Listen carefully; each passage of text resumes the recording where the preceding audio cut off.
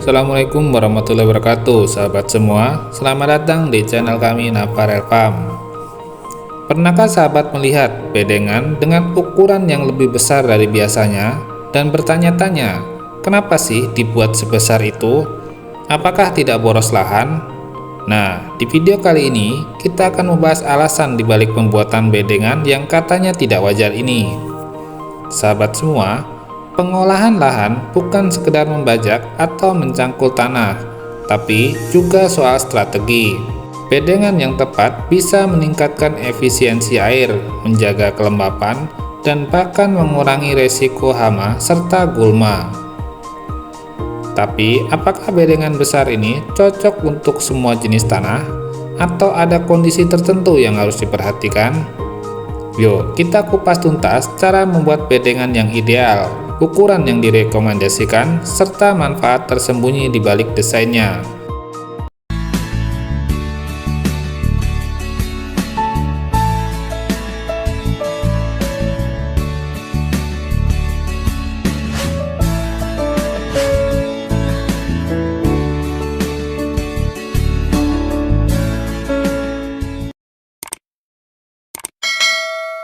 Pengolahan lahan pertanian tidak hanya sekedar aktivitas membajak atau mencangkul tanah, tetapi merupakan serangkaian proses yang membutuhkan pemahaman mendalam tentang karakteristik tanah lokal, kondisi iklim mikro, dan kebutuhan spesifik tanaman yang akan dibudidayakan.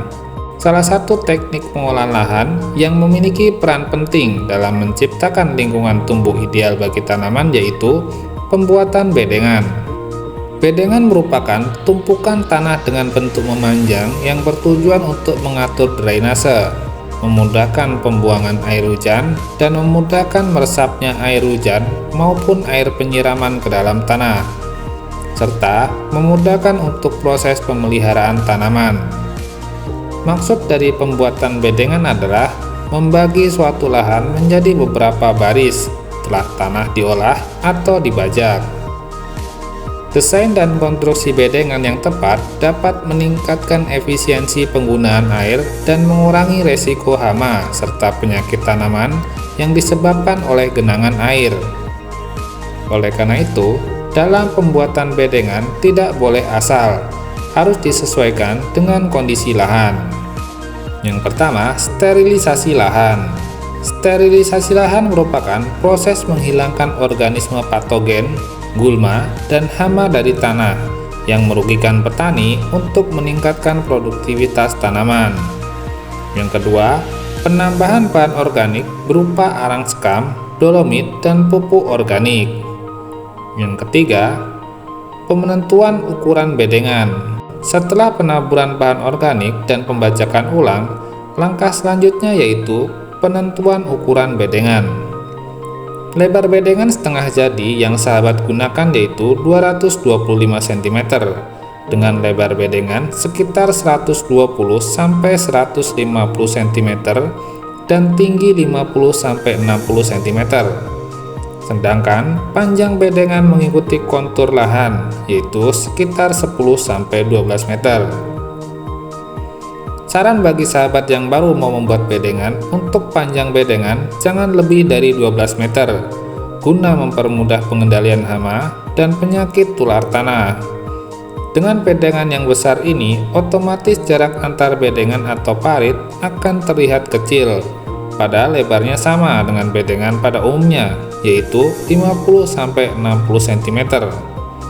Parit ini selain bermanfaat sebagai tempat aliran, juga bermanfaat dalam mempermudah perawatan tanaman sebagai jalan petani untuk melakukan penyemprotan, pemupukan, atau panen. Yang keempat, pemasangan mulsa. Setelah bedengan jadi, langkah selanjutnya yaitu pemasangan mulsa warna hitam perak. Kali ini, sahabat menggunakan mulsa dengan ukuran 160 cm. Mulsa memiliki beberapa fungsi penting seperti menjaga kelembapan tanah, menekan pertumbuhan gulma, dan menjaga suhu tanah agar tetap stabil. Mulsa yang digunakan merupakan mulsa yang sudah diberi lubang tanam ya sahabat semua, dengan jarak lubang tanam 30 x 50 cm. Namun, Dalam penanaman, terdapat satu lubang yang digunakan sebagai lubang pemupukan. Jadi, jarak tanamnya 60 x 50 cm. Kira-kira, pertanyaan apa saja yang mulai muncul di benak sahabat semua? Adakah yang mulai bertanya-tanya mengenai tujuan pembuatan bedengan yang katanya besar ini? Daripada pusing sendiri, yuk langsung kita simak alasannya. Yang pertama, pertumbuhan akar lebih maksimal. Bedengan yang besar otomatis tumpukan tanah yang terbentuk juga besar.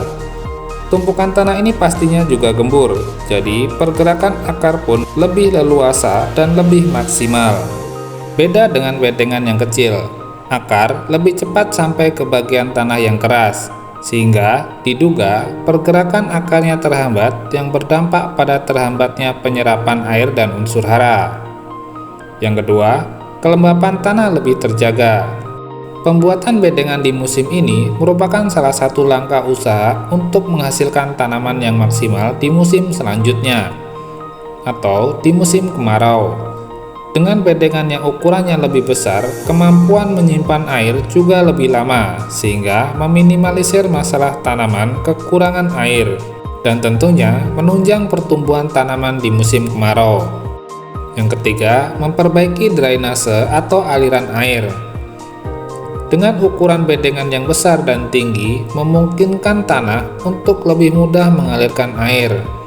Ini mengurangi resiko genangan air dan memperbaiki drainase, terutama selama musim hujan yang bisa mengganggu pertumbuhan tanaman. Walaupun tergenang pun masih relatif aman, karena akar masih jauh dari dasar bedengan. Yang keempat, relatif hemat dari segi pengendalian gulma. Ukuran bedengan yang besar, otomatis ukuran mulsa juga besar. Dengan mulsa yang besar ini bisa menekan pertumbuhan gulma. Bahkan, gulma biasanya hanya akan tumbuh di bagian dasar bedengan. Dengan pemilihan bedengan yang besar ini, ternyata berpengaruh nyata terhadap penekanan biaya pengendalian gulma. Apakah bedengan besar ini bisa diterapkan di semua lahan? Seperti yang kita ketahui semua, bahwa tanah memiliki karakteristik dan kemampuan yang berbeda sebagai tempat tumbuh tanaman. Oleh karena itu, dalam hal olah tanah tidak bisa dipukul rata dengan satu cara, bentuk dan ukurannya yang sama.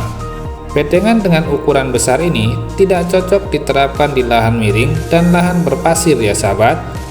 Hasil penelitian menunjukkan bahwa ukuran bedengan yang sesuai untuk lahan berpasir yaitu lebar 1 meter, panjang sekitar 6 meter, dan tinggi 30 cm.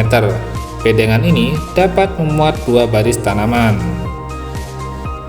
Semoga penjelasan tentang pembuatan bedengan yang besar ini bermanfaat dan bisa memberikan wawasan baru bagi sahabat semua. Ingat, setiap teknik pertanian itu harus disesuaikan dengan kondisi lahan. Jadi, pastikan sahabat memperhatikan faktor-faktor seperti jenis tanah, iklim mikro, dan kebutuhan tanaman sebelum memutuskan ukuran bedengan yang akan dibuat. Jangan lupa untuk terus bereksperimen dan berbagi pengalaman di kolom komentar. Apabila ada pertanyaan atau tips lain ingin dibagikan, kami selalu senang mendengarnya.